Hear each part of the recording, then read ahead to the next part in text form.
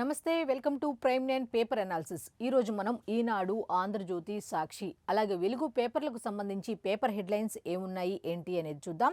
దీనిలో భాగంగా ఫస్ట్ ఈనాడు పేపర్లో ఫస్ట్ హెడ్లైన్ ఏమిచ్చారు ఏంటి అనేది ఒకసారి చూద్దాం. ఫస్ట్ హెడ్లైన్ వచ్చేసి మొంతా తుఫానుకు సంబంధించింది ఇచ్చారు. అదేమిటనేది ఒకసారి చూద్దాం. రైతులను దెబ్బతీసిన మొంతా అంటూ ఒక హెడ్లైన్ అయితే ఇచ్చారు. అయితే సబ్ హెడ్లైన్స్ ఏమిచ్చారు ఏంటనేది ఒకసారి చూద్దాం. పంట చేతికొచ్చే సమయంలో ముంచెత్తిన వరద, వేల ఎకరాల్లో నీట మునిగిన వరి, ఇతర పంటలు. కృష్ణా, కోనసీమ, కాకినాడ తదితర జిల్లాల్లో ఎక్కువ నష్టం. పొంగి పొర్లుతున్న నదులు, వాగులు. అక్కడక్కడ కరకట్టలకు గండ్లు, నీట మునిగిన పలు గ్రామాలు. భారీగా నేలకూలిన విద్యుత్ స్తంభాలు, దెబ్బతిన్న రహదారులు అంటూ ఏ విధంగా ఎక్కడెక్కడ ఈ మొంతా తుఫాను ప్రభావం ఎక్కువగా చూపించింది ఏంటి అనేది, ఎక్కడెక్కడ ఏమేమి దగ్గర జరిగింది, ముఖ్యంగా చూస్తే కృష్ణా, కోనసీమ, కాకినాడ జిల్లాల్లో అయితే ఈ నష్టం అనేది ఎక్కువగా కనిపిస్తున్నట్టుగా వీళ్ళు చెప్పడం జరిగింది. అయితే నదులు ఈ వర్షాల వల్ల కొన్ని నదులు, వాగులు కూడా పొంగి పొర్లుతున్నట్టుగా తెలుస్తుంది. కొన్ని గ్రామాలు ఇంకా నీటిలోనే మునిగి ఉన్నాయి, కొన్ని గ్రామాలు నీళ్ళలో మునిగిపోయాయి. కరకట్టలకు గండ్లు కూడా పడినట్టుగా తెలుస్తుంది. అయితే లోపల ఏదో మ్యాటర్ ఇచ్చారు, అది కూడా చూద్దాం. మరికొన్ని రోజుల్లో పంట చేతికొస్తుందనే సమయంలో దూసుకొచ్చిన మొంతా తుఫాను రైతులను కోలుకోలేని దెబ్బతీసింది అన్నట్టుగా దీంట్లో ఇచ్చారు. అయితే ఎంత మేర నష్టం జరిగింది రైతులకు, పంట చేతికొచ్చే టైంలో ఇట్లా ఉండేసరికి అన్నదాతల కష్టం అంతా ఇంత కాదు, వాళ్ళ బాధ వర్ణనాతీతం అన్నట్టుగా ఇచ్చారు. నెక్స్ట్, తీవ్ర నష్టాలను మిగిల్చింది. రాష్ట్ర వ్యాప్తంగా వేల ఎకరాల్లో పంటలను ముంచెత్తింది, పైరును నేల కూల్చింది. ప్రధానంగా కృష్ణా, డాక్టర్ అంబేద్కర్ కోనసీమ, కాకినాడ, తూర్పుగోదావరి, గుంటూరు, పల్నాడు, ప్రకాశం తదితర జిల్లాల పరిధిలో పంట నష్టం ఎక్కువగా ఉంది. కోతకు వచ్చిన వరితో పాటు పొట్ట, గింజ గట్టిపడే దశలో ఉన్న వరి నేలవాలింది అంటూ, అలాగే పత్తి, మొక్కజొన్న, అలాగే మినుము, పెసర, మిరప, పసుపుతో పాటు కూరగాయల పంటలకు తీవ్ర నష్టం వాటిల్లింది అన్నట్టుగా ఉంది. అయితే ఇంకోవైపు చూస్తే మాత్రం జలాశయాలు, చెరువులు, వాగులు, అట్లాగే వంకలు కూడా కుంటలు పొంగి పొర్లుతున్నాయి అన్నట్టుగా ఉంది. అయితే ఇంకా ఏమేమి జరిగాయి ఏంటి అనేది కంప్లీట్ డీటెయిల్స్ చూడాలంటే పేజ్ నెంబర్ 10లో అయితే కంప్లీట్ డీటెయిల్స్ ఉన్నాయి. అయితే ముఖ్యంగా ఇక్కడ మనం చూసుకుంటే రైతులకు మాత్రం ఒక తీరని కష్టాన్ని అయితే ఈ మొంతా తుఫాను మిగిల్చింది అన్నట్టుగా ఉంది. నెక్స్ట్, ఇంకా చంద్రబాబు నాయుడు గారు ఇంకా దీని మీద ఇంకా ఏదో చెప్పారు, ఏం చెప్పారు ఏంటనేది ఒకసారి చూద్దాం.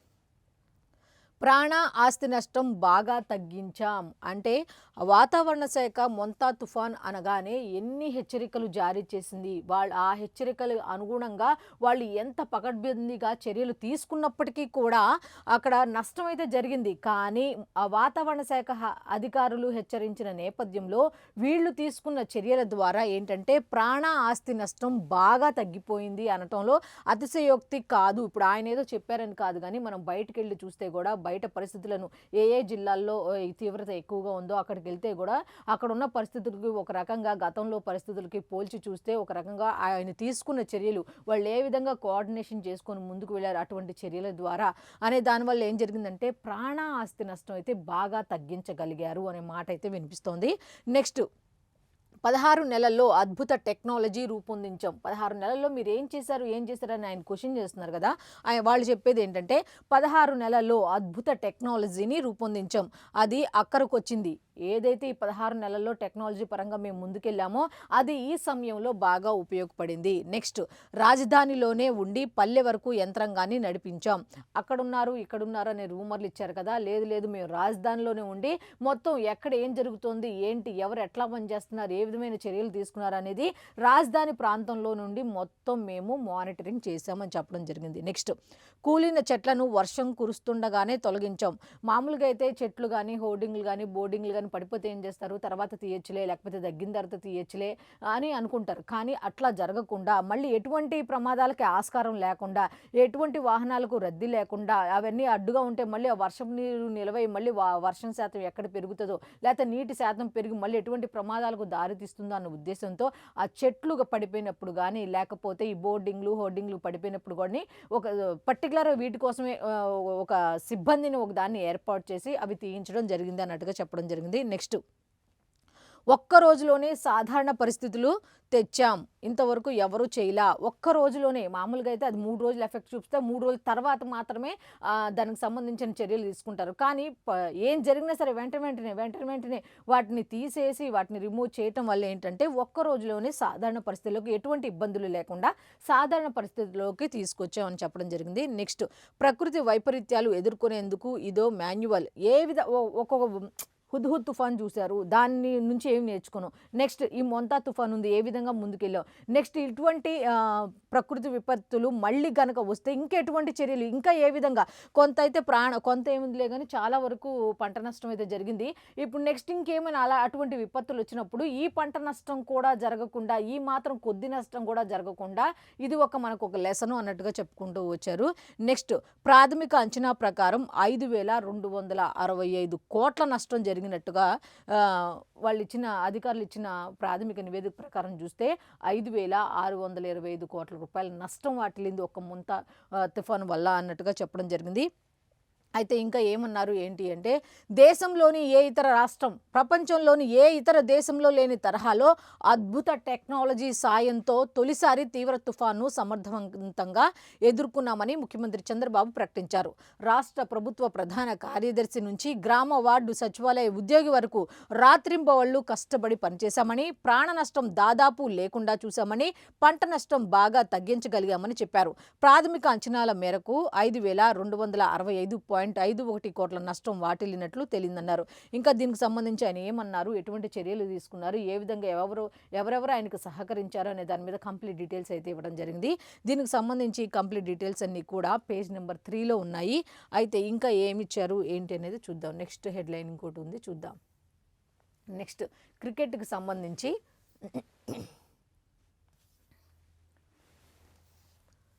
అమ్మాయిలు అద్భుతం చేశారు. ప్రపంచ కప్ ఫైనల్లోకి భారత్ ఆస్ట్రేలియాతో సెమీస్లో రికార్డు ఛేదన అంటూ ప్రపంచ కప్ ఫైనల్లోకి భారత్ అయితే అడుగుపెట్టింది, ఆస్ట్రేలియాను ఓడించింది అన్నట్టుగా ఉంది.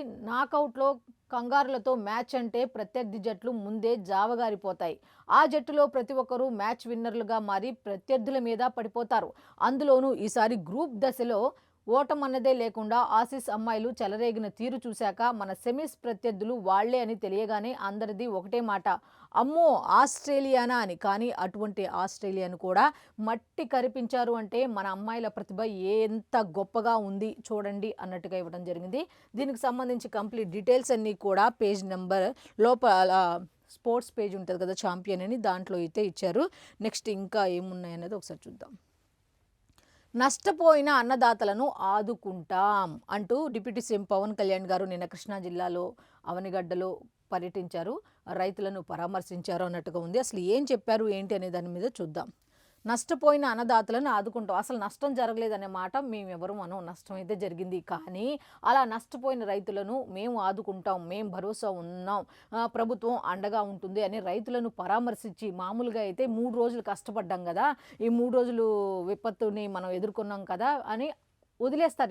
వెంటనే ఇంత స్పాట్లోనే 3 రోజుల సమీక్షని 25వ తారీఖు నుంచి మొదలుపెట్టారు. ప్రతిరోజు సమీక్ష, ప్రజలకు అప్రమత్తంగా ఉండాలని మెసేజ్లు, అధికారులను నియమించటం, నిధులు కేటాయించటం, ఏ విధంగా ఒక్కొక్క జిల్లాకు ఒక్కొక్క అధికారిని, ఐఏఎస్ అధికారులను నియమించడం, ఇట్లా 25వ తారీఖు నుండి చేసుకుంటూ వచ్చారు. అమ్మయ్య ఇది తగ్గింది తుఫాను ప్రభావం అనుకోగానే రెస్ట్ ఎక్కడా తీసుకోలే. వితిన్ 1 డే కూడా అవలా, రాత్రికి రాత్రే డిసైడ్ అయిపోయారు. నెక్స్ట్ కృష్ణా జిల్లాలో పర్యటించాలి, అక్కడెక్కడైతే నష్టం ఎక్కువగా జరిగిందో, ఏ జిల్లాల్లో పంటలకి ఎక్కువ నష్టం జరిగిందో అక్కడికి వెళ్ళాలి, రైతులను పరామర్శించాలని వితిన్ 1 నైట్లోనే డిసైడ్ అయిపోయి ప్రకటించారన్నమాట. ఏమని, రైతుల దగ్గరకు వెళ్తాం, పరామర్శిస్తాం, ఒకసారి వాళ్ళకి భరోసా ఇవ్వాలి, ప్రభుత్వం మీకు అండగా ఉంటుంది అనే భరోసా ఇవ్వాలనే ఉద్దేశంతో డిప్యూటీ సీఎం పవన్ కళ్యాణ్ గారు నిన్న కృష్ణా జిల్లాలో పర్యటించినట్టుగా తెలుస్తోంది. అయితే తుఫాన్ ప్రభావంతో రాష్ట్రంలో 1.38 లక్షల హెక్టార్లలోని పంటలకు నష్టం వాటిల్లగా అందులో కృష్ణా జిల్లాలోనే 46,000 హెక్టార్లలో పంటలు దెబ్బతిన్నాయని ఉప ముఖ్యమంత్రి పవన్ కళ్యాణ్ చెప్పారు. 56,000 మంది రైతులు నష్టపోయారని, వారందరినీ ఆదుకుంటామని హామీ ఇచ్చారు. ఇప్పుడు ఎవరికైనా ఏం కావాలి, ఇప్పుడు నష్టపోయిన వాళ్ళ దగ్గరికి వెళ్ళి ప్రభుత్వం మిమ్మల్ని ఆదుకోలేదు, మిమ్మల్ని పరామర్శించలేదు, మీ దగ్గరికి అధికారులు వచ్చారా, ఇప్పుడు చేయాల్సిన పని కాదది. ఇప్పుడు చేయాల్సింది ఏంటి, ప్రభుత్వం తరపున మీకు రావాల్సింది మేము ఇప్పిస్తాం, మీకు ప్రభుత్వం అండగా ఉంటుంది. ఈవెన్ ప్రతిపక్ష హోదా లేకపోయినా, పదవిలో ఉన్నా లేకపోయినా, రాజకీయంలో ఉన్నా లేకపోయినా ఒక వ్యక్తికి దగ్గరికెళ్ళి భరోసా ఇవ్వటం అనేది ఎంతమంది చేస్తున్నారు? ఈ ప్రస్తుత పరిస్థితుల్లో అంటే ఎక్కడా లేదు. ఎంతసేపు ఎవరు అధికారంలో ఉంటే ప్రతిపక్షంలో ఉన్నాళ్ళు, ఈ విపక్షంలో ఉన్నవాళ్ళు ఎత్తి పొడిచే మాటలు తప్ప అక్కడ ఏం జరుగుతుంది వాస్తవాలు అని తెలుసుకునే స్థితిలో అయితే ఎవరు లేరు అన్నట్టుగానే చెప్పాలి. ఇప్పుడు ఆయన రైతుల దగ్గరికెళ్ళి భరోసా ఇవ్వటం వల్ల ఏం జరుగుతుంది అంటే మాకు ప్రభుత్వం ఇప్పుడు పంట నష్టపోయిన బాధలో ఉన్న వాళ్ళకి ఒక భరోసా ఇస్తే ఏ విధంగా ఉంటుంది, ఆ రైతులకు ఎంత ఆనందంగా ఉంటుంది అనేది ఆయన కళ్ళకు కట్టినట్టుగా చూపించినట్టుగా తెలుస్తోంది. నెక్స్ట్, మొంతా తుఫాను ప్రభావంతో కృష్ణా జిల్లా అవనిగడ్డ నియోజకవర్గంలో దెబ్బతిన్న పంటలను గురువారం ఆయన పరిశీలించారు. డిప్యూటీ సీఎం కోడూరు మండలం ఇస్మాయిల్ బేగ్పేట ఆర్సీఎం చర్చి వద్ద అన్నట్టుగా ఎక్కడెక్కడ పర్యటించారు, ఎవరెవరు ఏ ఏ రైతులతో మాట్లాడారు, ఏ విధమైన విషయాలు బయటకు చెప్పారు అనే దాని మీదైతే మొత్తం డీటెయిల్స్ అన్నీ కూడా లోపల పేజీలో పేజ్ నెంబర్ 3లో అయితే ఉన్నాయి. నెక్స్ట్ ఇంకొక వార్త ఉంది, అది కూడా ఏంటో ఒకసారి చూద్దాం.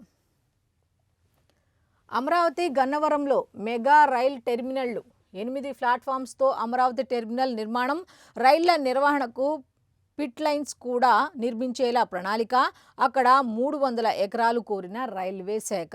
ఇక్కడ ఇప్పుడు అమరావతి గన్నవరంలో కూడా మెగా రైల్ టెర్మినళ్లు నిర్మించాలన్న ఉద్దేశంతో రైల్వే శాఖ నిర్ణయించినట్టుగా తెలుస్తుంది. దీనికి సంబంధించి ప్రణాళిక కూడా వేసినట్టుగా తెలుస్తోంది. అయితే అక్కడైతే 300 ఎకరాలకు భూమి ప్లేస్ అయితే కావాలని కోరినట్టుగా తెలుస్తుంది. అయితే డీటెయిల్స్ ఏంటనేది ఒకసారి చూద్దాం. అమరావతి గన్నవరంలో మెగా టెర్మినళ్లు నిర్మించేందుకు రైల్వే శాఖ ప్రణాళిక సిద్ధం చేసింది. అమరావతి మీదుగా భవిష్యత్తులో పెద్ద ఎత్తున రైళ్ల రాకపోకలు సాగనుండటంతో వాటికి అనువుగా 8 ప్లాట్ఫామ్లతో టెర్మినల్ నిర్మాణానికి సన్నాహాలు చేస్తున్నారు. ఇక్కడ రైళ్ల నిర్వహణ పనులు చేసేందుకు కూడా ఏర్పాట్లు చేయనున్నారు. అలాగే విజయవాడ స్టేషన్పై ఒత్తిడి తగ్గించేలా గన్నవరం టెర్మినల్ను అభివృద్ధి చేయాలన్న ఉద్దేశంతో వాళ్ళు ఒక 300 ఎకరాల భూమిని అయితే రైల్వే శాఖ కోరినట్టుగా ఉంది. ఇంకా కంప్లీట్ డీటెయిల్స్ దీనికి సంబంధించి కావాలంటే పేజ్ నెంబర్ 2లో ఉన్నాయి. నెక్స్ట్ ఇంకొక వార్త ఉంది, అది కూడా ఏంటి అనేది ఒకసారి చూద్దాం. చైనాకు ఊరట, సుంకాల తగ్గింపునకు ట్రంప్ అంగీకారం, జిన్పింగ్తో భేటీ తర్వాత నిర్ణయం, ఏప్రిల్లో చైనాకు అమెరికా అధ్యక్షులు, ఆ తర్వాత అమెరికాకు చైనా అధినేత అంటూ ఒక పెద్ద ప్లానే వేసినట్టున్నారు వీళ్ళిద్దరు కలిసి. అసలు ఏం జరిగింది అనేది ఒకసారి చూద్దాం. అమెరికా చైనా అధినేతలు డొనాల్డ్ ట్రంప్, షీ జిన్పింగ్ల భేటీ సత్ఫలితాలనిచ్చింది. దక్షిణ కొరియాలోని బుజాన్లో గురువారం వారి మధ్య జరిగిన సమావేశంలో సుంకాలపై సయోధ్య కుదిరింది. దీంతో చైనాపై సుంకాలను తగ్గిస్తున్నట్లు ట్రంప్ ప్రకటించారు. ఎపెక్ సీఈఓ సదస్సు ముగించుకొని అమెరికాకు తిరిగి వెళుతూ ఎయిర్ ఫోర్స్ విమానంలో ఆయన మీడియాతో మాట్లాడారు అన్నట్టుగా ఈ విధంగా నేను ఒక డేట్లో అక్కడికి వెళ్తాను, జిన్పింగ్తో భేటీ అయినా ఏప్రిల్లో చైనాకి నేను వెళ్తాను, ఆ తర్వాత ఆయన చైనాకు వస్తారు, తర్వాత మేము మాట్లాడుకుంటాం అన్నట్టుగా సుంకాల తగ్గింపునకు సంబంధించి నేనైతే అంగీకరించాను అన్నట్టుగా ట్రంప్ అంగీకరించడం, దానికి సంబంధించి డీటెయిల్స్ ఇవ్వడం జరిగింది. అయితే దీనికి సంబంధించి కంప్లీట్ డీటెయిల్స్ అన్నీ కూడా పేజ్ నెంబర్ 2లో ఉన్నాయి. నెక్స్ట్ ఇంకో వార్త ఉంది, ఏంటో చూద్దాం.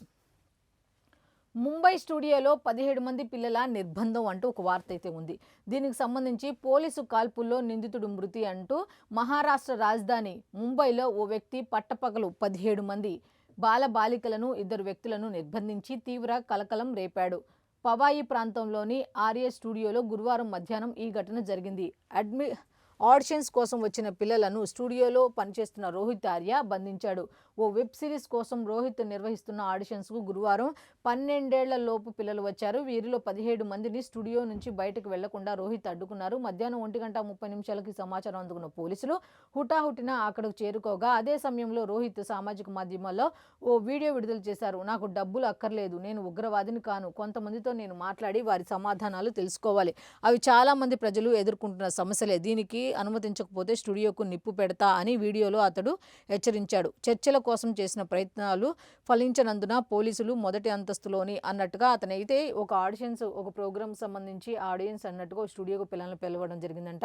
ఆ పిల్లల్ని నిర్బంధించి ఆ పిల్లల్ని నేను బయటకు వదలాలి అంటే ఈయన కొంతమందితో మరి ఏం మాట్లాడాలనుకున్నాడో ఏమో తెలియదు, కానీ దానికి సంబంధించి ఏదో డిస్కస్ చేయాలి, నేను కొంతమందితో మాట్లాడాను, అప్పుడు మాత్రమే నేను పిల్లల్ని విడుదల చేస్తాను అన్నట్టుగా బెదిరిస్తే ఇక పోలీసులు రంగంలోకి దిగి పట్టుకోవడం జరిగింది. పట్టుకోవడమే కాదు, అతన్ని కాల్చినట్టుగా ఉంది. కిడ్నాపర్ రోహిత్ ఆర్య అన్నట్టుగా అతను మృతి చెందినట్టుగా కూడా వివరాలు ఉన్నాయి.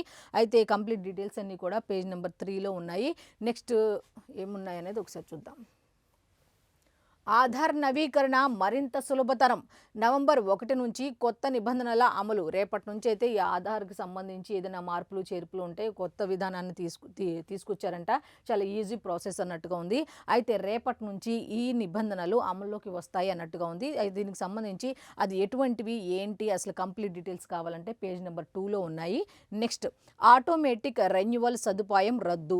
అమెరికా వర్క్ పర్మిట్ల నిబంధన కఠినతరం. భారతీయులపై పెను ప్రభావం అన్నట్టుగా అమెరికాకు సంబంధించి భారతీయులకు సంబంధించి ఆటోమేటిక్ రెన్యువల్ సదుపాయం రద్దు చేశారన్నట్టుగా వార్త అయితే ఉంది.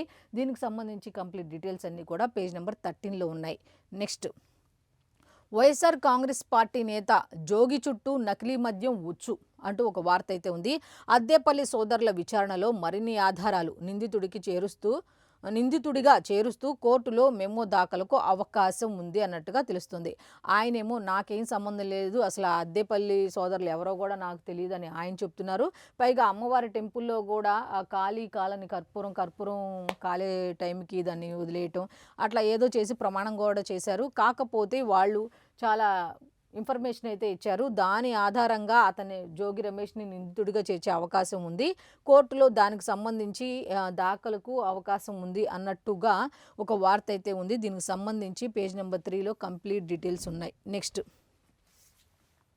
బీహార్ ఎన్నికలు మార్పు కోరుతున్న సీమాంచల్ అంటూ ఒక వార్త అయితే ఉంది. బీహార్కి సంబంధించి మార్పు అయితే కోరుతున్నట్టుగా తెలుస్తుందంట. దీనికి సంబంధించి కంప్లీట్ డీటెయిల్స్ అన్నీ కూడా పేజ్ నెంబర్ 11లో ఉన్నాయి. నెక్స్ట్ ఇంకో వార్త ఉంది, ఏంటో చూద్దాం ఒకసారి. కుంగిన వారధి దాటే దారేది అన్నట్టుగా ఇక్కడ ఒక బ్రిడ్జ్ అనేది కూలిపోయినట్టుగా తెలుస్తోంది. అయితే అది ఎక్కడ ఏంటి అనేది ఒకసారి చూద్దాం. ప్రకాశం జిల్లా దొనకొండ మండలం దేశిరెడ్డిపల్లి సమీపంలోని సాగర్ కాలువపై వంతెన ఇది 2022లో కూలిపోయింది. ఆ సమీపంలోని చందవరం, దేశిరెడ్డిపల్లి గ్రామాలకు చెందిన 2000 మంది విరిగిన బ్రిడ్జి మీదుగానే రాకపోకలు సాగిస్తున్నారు. కాలువకు అటువైపు 1200 ఎకరాల పంట పొలాలు ఉన్నాయి. అవతలకు వెళ్లేందుకు ఇబ్బందులు తలెత్తడంతో కొంతమంది తమ భూములను బీడుగా వదిలేశారు. కొందరు విధి లేక అదే వారిదిపై నిచ్చెన తరహాలో ఏర్పాటు చేసుకుని రాకపోకలు సాగిస్తున్నారు. కొత్త వంతెన ఏర్పాటుకు అప్పట్లో 1.75 కోట్లతో ప్రతిపాదనలు పంపినా గత ప్రభుత్వం పట్టించుకోలేదు. కూటమి సర్కారైనా తమ కష్టాలు తీర్చాలని ఆ ప్రాంత వాసులు కోరుతున్నారు అన్నట్టుగా ఉంది. ఇటువంటివి నిజంగా వెలుగులోకి వస్తే ఇటువంటి వాటి మీద ప్రభుత్వం దృష్టి సారిస్తే మంచిది అన్నట్టుగా చాలామంది కోరుకుంటున్నారు. సో ఇంకా ఏమున్నాయి అనేది ఒకసారి చూద్దాం. అయితే ఈనాడు పేపర్కు సంబంధించి హెడ్లైన్స్ అయితే ఈ విధంగా ఉన్నాయి. నెక్స్ట్ సాక్షి పేపర్లో ఏమిచ్చారు అంటే సేమ్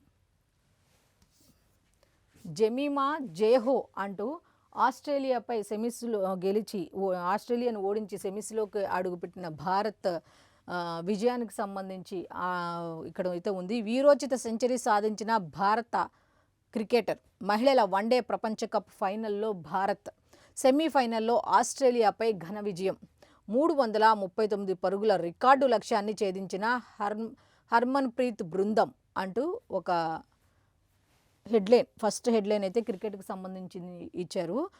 మహిళా క్రికెట్ జట్టుకు సంబంధించి భారత్ ఫైనల్కి చేరింది, ఆస్ట్రేలియాపై విజయం సాధించి ఫైనల్కి చేరింది అన్నట్టుగా వార్త అయితే ఇచ్చారు. అయితే కంప్లీట్ డీటెయిల్స్ అన్నీ కూడా పేజ్ నెంబర్ 11లోనే ఉన్నాయి. నెక్స్ట్ ఇంకొకటి ఉంది.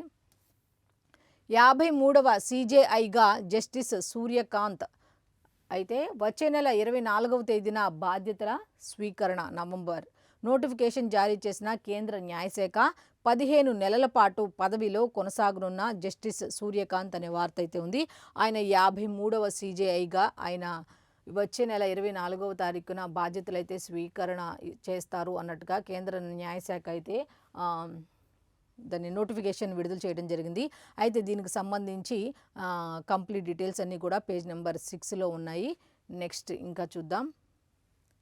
ఛట్ పూజలను కించపర్చారు అన్నట్టుగా ప్రధానమంత్రి నరేంద్ర మోదీ బీహార్లో కాంగ్రెస్ ఆర్జేడీ కూటమిపై ప్రధాని మోదీ ఆగ్రహం అన్నట్టుగా నిన్న అక్కడ నిర్వహించిన సభలో నరేంద్ర మోదీ గారు చెప్పడం జరిగింది. అయితే ఎవరు కించపరిచారు ఏంటి అనేది తెలుసుకోవాలంటే కంప్లీట్ డీటెయిల్స్ పేజ్ నెంబర్ 6లో ఉన్నాయి. నెక్స్ట్ 31న రాష్ట్రీయ ఏక్తా దివాస్ అంటే ఈరోజు ఏటా నిర్వహించనున్నట్లు కేంద్ర హోంమంత్రి అమిత్ షా వెల్లడి అంటూ పేజ్ నెంబర్ 6లో కంప్లీట్ డీటెయిల్స్ అయితే ఉన్నాయన్నమాట.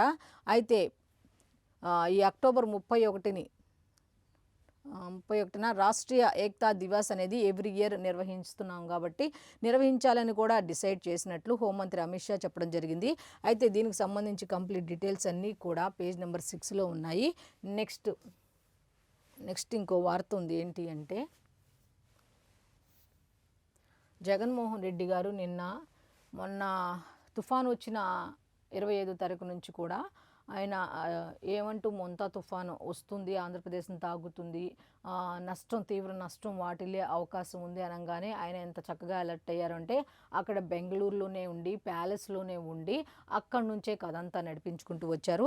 అయితే పోనీ ఈ తుఫాన్ తగ్గిన తర్వాత అయినా ఆయన వస్తారా అని చాలామంది ఎదురు చూస్తే పాపం వాళ్ళ కోరికలు నెరవేర్చారు, వచ్చారు. వచ్చిన తర్వాత ఏం చేశారు అంటే అందరూ ఏమనుకున్నారంటే రైతుల దగ్గరికి కానీ లేకపోతే ఈ తుఫాను ప్రభావిత జిల్లాలకు కానీ పర్యటనలకు వెళ్తారేమో అని చాలామంది అనుకున్నారు. ఆయన అటువంటి తప్పు చెయ్యరు. ఆయన ఏం చేశారు అంటే టెలికాన్ఫరెన్స్ వాళ్ళ నేతలతో టెలికాన్ఫరెన్స్ నిర్వహించారు. ఆ కాన్ఫరెన్స్లో ఏం చేశారు ఏంటి అనేది ఆగ్రహాలు కూడా వ్యక్తం చేశారట. అసలు ఏం చేశారు ఏంటి అనేది ఒకసారి చూద్దాం. రైతుకు భరోసా ఏది అట, రైతుకు భరోసా ఏది? పాపం ఆయన ప్రశ్నిస్తున్నారు. ఆన్సర్ చెప్పాల్సిన అవసరం ప్రభుత్వంపై ఉంది. నెక్స్ట్ చంద్రబాబుపై వైఎస్ఆర్సీపీ అధ్యక్షులు వైఎస్ జగన్ ఆగ్రహం. నెక్స్ట్ చంద్రబాబు అధికారంలోకి వచ్చాక ఉచిత పంటల బీమా ఎత్తేశారు. అది ఓకే.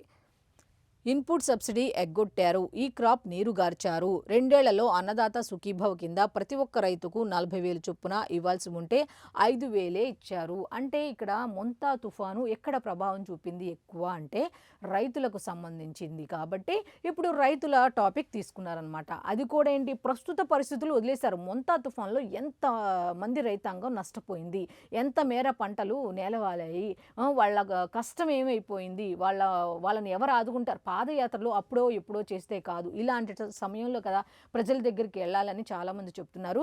అయితే ఈయన ఎంతసేపు నేను తీసుకొచ్చిన సంస్కరణలు తీసేశారని బాధ తప్ప ఇప్పుడు ప్రజెంట్ ఏం జరుగుతోంది, అసలు ప్రభుత్వం కూడా ఎక్కడ ఫెయిల్ అయింది? ఇప్పుడు ప్రతిపక్ష హోదా ఉంటేనే ఇవన్నీ క్వశ్చన్ చేయాలా అంటే చాలామంది కాదు అని అంటున్నారు. అయితే ఇంకా ఆయన చాలా అడిగారు. ఏంటో చూద్దాం టెలికాన్ఫరెన్స్లో. అది కూడా ఏ పంటకు గిట్టుబాటు ధర లేదు, రాష్ట్రంలో ఈ 16 నెలల్లో 16 విపత్తులు వచ్చాయి.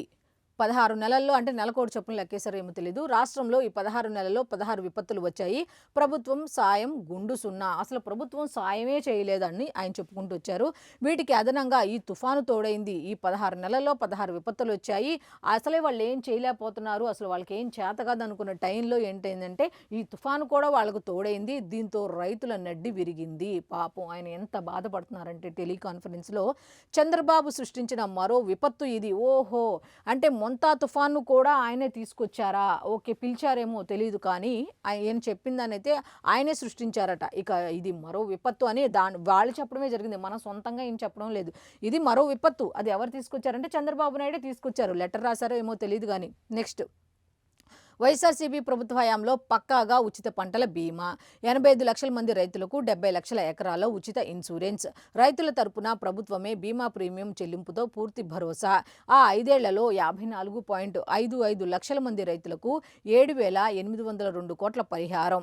ఆ 5 ఏళ్ల సంగతి ఇప్పుడు పంటలు నేల కూలేసి వాళ్ళు గుండెలు పగిలిపోయి మా కష్టం అంతా వృధా అయిపోయిందని వాళ్ళు ఇప్పుడు ఏడుస్తుంటే ఆయన గతంలో విషయాలన్నీ ఆయన ఏం చేసేశారు, ఏ విధంగా చేసేశారు, ఏ విధంగా బాగు చేశారని చెప్పుకుంటూ వస్తున్నారు. గత 5 ఏళ్లది ఈ 16 నెలలు గడిచిపోయిన తర్వాత గుర్తు చేస్తున్నారు ఆయన. అది కూడా ఎవరికి? వాళ్ళ మనుషులకి. ఇప్పుడు కేవలం రుణాలు తీసుకున్న 19 లక్షల మంది రైతులకే బ్యాంకుల బీమా, 13 లక్షల ఎకరాలకు మాత్రమే బీమా వర్తిస్తే మరి మిగిలిన రైతుల పరిస్థితి ఏమిటి చెప్తా. ఈయన అడిగే ప్రతిదానికి కూడా అధికారులు కానీ ప్రభుత్వం కానీ సమాధానం చెప్పాల్సిన అవసరం ఉంది. ఎందుకంటే వాళ్ళు అంత ఇదిగా అడుగుతున్నారు కాబట్టి మీరు కూడా ఇప్పుడు ఎంతమందికి రైతులకు ఏం చేసాం ఏంటి, ఎంతమందికి పునరావాస కేంద్రం కల్పించాం, వాళ్ళ దగ్గరికి వెళ్ళి మొత్తం ఇప్పుడు వాళ్ళు చెప్పేదాకా ఎందుకు, వీళ్ళే వెళ్ళొచ్చు కదా. ఈయనే వెళ్ళి అడిగితే వాళ్ళు డైరెక్ట్గా చెప్తారు కదా. అయితే 2 ఏళ్లుగా ఏ సీజన్లోనూ ప్రీమియం కట్టని కూటమి ప్రభుత్వం. దీంతో అన్నదాతలు తీవ్రంగా నష్టపోయిన పరిస్థితి. అందుకే ఇది ఖచ్చితంగా మ్యాన్ మేడ్ కెలామిటీ. వీళ్ళు అరాకొరగా చూపించిన 5.5 లక్షల మందికే ఇన్పుట్ సబ్సిడీగా 600 కోట్లు ఇవ్వాలి. అరాకొరగా చూపించారట. 8 మంది చనిపోతే తుఫానుపై విజయంగా చంద్రబాబు క్రెడిట్ తీసుకోవడం ఏంటి? ఏ ఒక్క మనిషి కూడా చనిపోకుండా ఉంటే క్రెడిట్ తీసుకున్న అర్థం ఉంటుంది అని అన్నారు. అయితే అసలు మొంతా తుఫాను ప్రభావానికి ఒక రకంగా ఎవరు చనిపోలేదు అని చంద్రబాబు నాయుడు గారు చెబితే ఈయన ఈ మాట అన్నా బావుంటది. 8 మంది చనిపోతే అంటే వాళ్ళు అన్ని చర్యలు తీసుకుంటే 8 మంది చనిపోయారు. వాళ్ళు గత ప్రభుత్వంలో లాగా 5గురు డిప్యూటీ సీఎంలున్నా, ఒక సీఎం ఉన్నా, ఎంతోమంది నాయకులు ఉన్నా, ఎవ్వరు ఎక్కడికి ఎళ్ళకుండా ఏ చర్యలు తీసుకోకుండా ఉన్నా నష్టం అనేది వాళ్ళు పట్టించుకోకపోతే ఇప్పుడు ప్రెజెంట్ కూటమి ప్రభుత్వం వాళ్ళు పట్టించుకోకుండా ఉంటే ఎంత మేర నష్టం జరిగేది అనేది మన వైఎస్ఆర్సీపీ అధ్యక్షులు జగన్మోహన్ రెడ్డి గారు తెలుసుకుంటే బాగుండు అని అంటున్నారు చాలామంది. నెక్స్ట్, ఏ ఒక్క మనిషి కూడా చనిపోకుండా ఉంటే క్రెడిట్ తీసుకున్న అర్థం ఉంటుంది. ఇప్పుడు క్రెడిట్లు ఎవరికి కావాలి? అక్కడ ఎంత జరిగింది నష్టం, ఆ నష్టాన్ని పూరించడానికి ముందుకు వెళ్ళాలి తప్ప ఇప్పుడు క్రెడిట్ ఎవరు తీసుకుంటున్నారు, ఎవరికి కావాలి? మొంతా తుఫాన్ నేపథ్యంలో పార్టీ రీజనల్ కోఆర్డినేటర్లు, జిల్లా అధ్యక్షులతో వైఎస్ జగన్ వీడియో కాన్ఫరెన్స్. ఎన్ని మాటలు, ఎంత చక్కని మాటలు, చాలా చక్కగా చెబుతూ ఆయన వీడియో కాన్ఫరెన్స్ నిర్వహించారంట. వీడియో కాన్ఫరెన్స్ ఎవరికి? వాళ్ళకి. దానివల్ల ఉపయోగం ఏంటి? ఎవరికి ఉపయోగం? రైతులకు ఉపయోగమా? లేకపోతే ఈ తుఫాను ప్రభావిత జిల్లాల్లో నష్టపోయిన ప్రజలకు ఉపయోగమా? ఎవరికి ఉపయోగం? ఇప్పుడు నేను అంత చేశా, ఇంత చేశా, ఇప్పుడు కూటమి ప్రభుత్వం చేయలేదు అనేది అది ప్రజల్లో తిరిగి ప్రజల్లోకి చెప్పొచ్చు కదా. ఒక మంచి అవకాశం కదా. అప్పుడు మీరు ఏం చేశారో తప్పులు తెలుసుకున్నారో లేదో జగన్మోహన్ రెడ్డి గారు, ఇటువంటి అవకాశం ఎవరికైనా వస్తుందా? ఈ తుఫాన్లో మీరు గనక తుఫానుకు ముందు కానీ, తుఫాను వచ్చినప్పుడు కానీ, లేకపోతే తర్వాత అయినా సరే ఇప్పటికైనా మీరు హుటాహుటిన బెంగళూరు నుంచి ఇటు ఆంధ్రప్రదేశ్ రాగానే చాలామంది ఏమనుకున్నారంటే రైతుల దగ్గరికి వెళ్తారు, పరామర్శిస్తారు అనుకున్నారు. కానీ మీరు పరామర్శించేది మీ కోఆర్డినేటర్లని, రీజనల్ కోఆర్డినేటర్లని, మీ కార్యకర్తల్ని, లేకపోతే మీ నాయకుల్ని అని వీడియో కాన్ఫరెన్స్ ద్వారా తెలియజేశారు అని చాలామంది చెప్తున్న మాట. నెక్స్ట్ ఇంకొక వార్త ఉంది, అదేంటో చూద్దాం. సంక్షోభాలు, తుఫాన్లను అమెరికా మనలా ఎదుర్కోలేదు అంటూ టెక్నాలజీతో తుఫాను ఎదుర్కొన్నాం అంటూ చంద్రబాబు నాయుడు గారు చెప్పడం జరిగింది. అన్నట్టుగా వీళ్ళు ఇచ్చారు. ఏమి ఇచ్చారో చూద్దాం. 16 నెలల్లో టెక్నాలజీ వ్యవస్థను తయారు చేశాం. రాష్ట్రంలో వర్షాలు పడే గ్రామాలను ముందే గుర్తించాం. కానీ వర్షాలు అక్కడ కాకుండా వేరే చోట కురిశాయి. కాకినాడ దగ్గర అనుకుంటే వేరే చోట తీరం దాటింది. అంటే ఇది ఎవరైనా పక్క ప్లాన్గా చేస్తారు, ఎవరు చేయరు. అసలు ఆ పాయింట్లు చూడండి ఎంత విచిత్రంగా ఇచ్చారో. వీళ్ళు ఈయనేమో ఒక ప్రాంతంలో కురిస్తే అన్నాడంట, ఏమో ఒక దగ్గర కురిసాయంట, తీరం ఒక దగ్గర దాటిద్ది అనుకున్నారంట. అది ఏమన్నా చెప్పిద్దా? మనం చెప్పినట్టు చంద్రబాబు నాయుడు గారును డిప్యూటీ సీఎం పవన్ కళ్యాణ్ చెప్పినట్టు తుఫాను వింటదా? ప్రకృతి విపత్తులు వచ్చేవి మనం చెప్పినట్టు వస్తాయా? మనం వెళ్ళమన్న దగ్గర వెళ్తాయా? ఏంటో పాయింట్లు భలే విచిత్రంగా ఇచ్చారు. మొంతా బీభత్సం వల్ల ప్రాథమిక నష్టం 5,265.51 కోట్లు. పంట నష్టం అంచనాకు 5-6 రోజుల సమయం పడుతుంది. కేంద్రానికి త్వరలోనే నివేదిక. మీడియాతో సీఎం చంద్రబాబు అంటూ ఈ విధంగా పాయింట్లు పొగుడుతున్నారో తెలీదు, తిడుతున్నారో తెలీదు, వ్యంగ్యస్త్రాలు సంధిస్తున్నారో తెలీదు, ఏంటో తెలీదు అని విచిత్రంగా ఇచ్చారు పాయింట్లు అయితే దీనికి సంబంధించి కంప్లీట్ డీటెయిల్స్ అన్నీ కూడా పేజ్ నెంబర్ 3లో ఉన్నాయి. నెక్స్ట్, బాబుకు గప్పాలకు ఆకాశమే హద్దు. గప్పాలంటే ఏంటో, ఏ పరివాహక ప్రాంతంలో ఎంత వర్షం పడుతుందో ఇప్పుడే తెలుసుకున్నారంట. అందుకు తగ్గట్లు నీటి నిర్వహణ చేశారంట. ఈ ఆటలు పెట్టారు చూడండి. ఏ పరివాహక ప్రాంతంలో ఎంత వర్షం పడుతుందో ఇప్పుడే తెలుసుకున్నారంట. అంతకు తగ్గట్లు నీటి నిర్వహణ చేశారంట. నిజానికి సిడబ్ల్యూసి ఎప్పటికప్పుడు రాష్ట్రాలకు బులెటిన్లు ఇస్తుంది. గ్రౌండ్ వాటర్ను కూడా రియల్ టైంలో పర్యవేక్షించారంట. ప్రణాళిక విభాగం వెబ్సైట్లో ఉండే భూగర్భ జలాలపైన స్వోత్కర్ష, డ్రోన్లు, సీసీ కెమెరాలు, జియో ట్యాగింగ్ పైన డబ్బా కొట్టుడు, ఎప్పటి నుంచో ఉన్న విధానాలను ఇప్పుడు తామే చేసినట్లు మీడియా సాక్షిగా గొప్పలు. సరే, వాళ్ళు గొప్పలు చెప్తున్నప్పుడు మీరు జనంలోకి వెళ్ళి ఖండించాల్సిన అవసరం ఉంది కదా అని చాలామంది కూడా చెప్తున్నమాట. నెక్స్ట్ ఇంకోటి ఉంది, చూద్దాం. వలసదారులపై మరో పిడుగు అంటూ అమెరికాను భారత్కు సంబంధించి ఇంకొక వార్త అయితే ఉంది. అమెరికాలో వర్క్ పర్మిట్ల ఆటోమేటిక్ రెన్యువల్కు స్వస్తి. డిపార్ట్మెంట్ ఆఫ్ హోమ్ల్యాండ్ సెక్యూరిటీ ప్రకటన. పని అనుమతి పొడిగించాలంటే ప్రత్యేక తనిఖీలు, పరీక్షలు తప్పనిసరి. H4F1 వీసాదారులపై తీవ్ర ప్రభావం అంటూ వలసదారులపై మరో పిడుగు అన్నట్టు ఒక వార్త అయితే ఇచ్చారు. కంప్లీట్ డీటెయిల్స్ అన్నీ కూడా పేజ్ నెంబర్ 6లో ఉన్నాయి. నెక్స్ట్, ముంబైలో 17 మంది పిల్లల కిడ్నాప్లు రక్షించిన పోలీసులు. ఆడిషన్స్ పేరిట పిలిచి వారిని బంధించిన స్టూడియో ఉద్యోగి. పోలీసులు అతి తెలివి చూపిస్తే స్టూడియో తగలబెడతానని బెదిరింపులు. మొత్తం 19 మందిని రక్షించిన పోలీసుల ఎదురు కాల్పుల్లో కిడ్నాపర్ మృతి అంటూ ఒక వార్త అయితే ఉంది. అయితే దీనికి సంబంధించి కంప్లీట్ డీటెయిల్స్ కూడా పేజ్ నెంబర్ 12లో ఉన్నాయి. నెక్స్ట్, ట్రంప్ జిన్పింగ్ స్నేహగీతం, దక్షిణ కొరియాలోని బూసాన్లో భేటీ అంటూ చైనా ఉత్పత్తులపై సుంకాలు 10% తగ్గిస్తాం. అమెరికా అధ్యక్షులు డొనాల్డ్ ట్రంప్ వెల్లడి. అమెరికాకు అరుదైన ఖనిజాల ఎగుమతికి చైనా అంగీకారం. వచ్చే ఏడాది చైనాలో పర్యటిస్తానన్న ట్రంప్. వచ్చే ఏడాది, ఈ మధ్యలో మీ మనసు ఎలా మారుతుందో తెలియదు, మీరు ఏం మాట్లాడతారో తెలియదు. వచ్చే ఏడాది. నెక్స్ట్ దీనికి సంబంధించి కంప్లీట్ డీటెయిల్స్ అన్నీ కూడా పేజ్ నెంబర్ 6లో ఉన్నాయి. ఇంకా వచ్చే ఏడాది అంటే 2 నెలలు ఉంది టైం. ఈ 2 నెలలు మీరు ఎట్లా ఉంటారు, ఏం చేస్తారు అనేది ఎవరికి తెలియదు. నెక్స్ట్ స్కూళ్లలోనూ ఏఐ పాఠాలు. 3వ తరగతి నుంచే కృత్రిమ మేధతో పరిచయం. 2026-27 విద్యా సంవత్సరం నుంచి అమలు. కేంద్ర విద్యాశాఖ నిర్ణయం. స్కూళ్లలో ఏఐ టెక్నాలజీ వాడాలి అంటూ కేంద్ర విద్యాశాఖ నిర్ణయం తీసుకున్నట్టుగా తెలుస్తోంది. దీనికి సంబంధించి కంప్లీట్ డీటెయిల్స్ అన్నీ కూడా పేజ్ నెంబర్ 12లో ఉన్నాయి. నెక్స్ట్ బాబు మరో కట్టుకథ ఏమిటో. తిరుమల లడ్డూలో కల్తీ నెయ్యి ఆరోపణల నిగ్గు తేల్చాలన్న వైవి సుబ్బారెడ్డిపై సర్కారు దుష్ప్రచారం. ఇటీవల ఈ కేసులో చిన్నప్పన్న అనే చిరుద్యోగిని అరెస్టు చేసిన సిట్ రిమాండ్కు తరలింపు అంటూ తిరుమల స్వామివారి లడ్డూలో కల్తీ నెయ్యి వాడారు కదా, దానికి సంబంధించిన ఇష్యూ అయితే ఒకటి మళ్ళీ వైవి సుబ్బారెడ్డికి సంబంధించిన పిఏని అరెస్ట్ చేశారు. దీనికి సంబంధించి కంప్లీట్ డీటెయిల్స్ అన్నీ కూడా పేజ్ నెంబర్ 10లో ఉన్నాయి. నెక్స్ట్ ఇంకా డీటెయిల్స్ ఏమున్నాయి ఏంటి అంటే, చిన్న తిరుపతిలో ఘోరం. గోశాలలో అనుమానాస్పద స్థితిలో ఆవు దూడ మృత్యువాత. కరెంటు షాక్తో మృతి చెందాయంటున్న సిబ్బంది. కాదు పాము కాటు వల్లే అంటున్న అధికారులు. తిరుమల తర్వాత వెంకన్న భక్తులు తరలివచ్చే ద్వారకా తిరుమలకే. ఇలాంటి దివ్యక్షేత్రంలో అధికారుల నిర్లక్ష్యం. పోస్ట్ మార్టం రిపోర్ట్ వస్తే కానీ అసలు కారణం తెలియదు అంటున్న పశు వైద్యాధికారి. అసలు ఎలా చనిపోయినాయి ఏంటి అనేది అధికారులు దీని మీద స్పందించాల్సిన అవసరం ఉంది. ఎందుకు అంటే మొన్న కూడా ఒక ఆవిడ పురుగుల మందు తాగి చనిపోతూ అమ్మాయి చనిపోతే కాపుకు సంబంధించిన ఆవిడ టీడీపీకి సంబంధించిన వ్యక్తి కాల్మనీ పేరుతో వేధిస్తడం వల్ల ఆవిడ అక్కడ కాపుకి, ఇక్కడ టీడీపీ అంటే ఎటు నుంచి ఎటు పెట్టారో చూసుకోండి. అటువంటి దాని మీద అవి ఇలాంటివి వస్తే కంపల్సరీ దాని మీద ఒక క్లారిటీ అయితే ప్రభుత్వం కానీ అధికారులు కానీ ఇవ్వాల్సిన అవసరం ఉంది. అది ఫేకా రియలా వాస్తవా అవాస్తవా అని చెప్పుకోవాల్సిన అవసరం, బయటకు తీసుకురావాల్సిన అవసరం ఎంతైనా ఉంది. మళ్ళీ పెద్ద తిరుపతిని వదిలేశారు, మళ్ళీ చిన్న తిరుపతికి వచ్చారు. ఇది వాస్తవం అవాస్తవం అయితే తేలాల్సిన అవసరం ఎంతైనా ఉంది. అయితే సాక్షి పేపర్కి సంబంధించి ఈ విధంగా ఉన్నాయి. ఇప్పుడు ఆంధ్రజ్యోతికి వెళ్ళిపోదాం.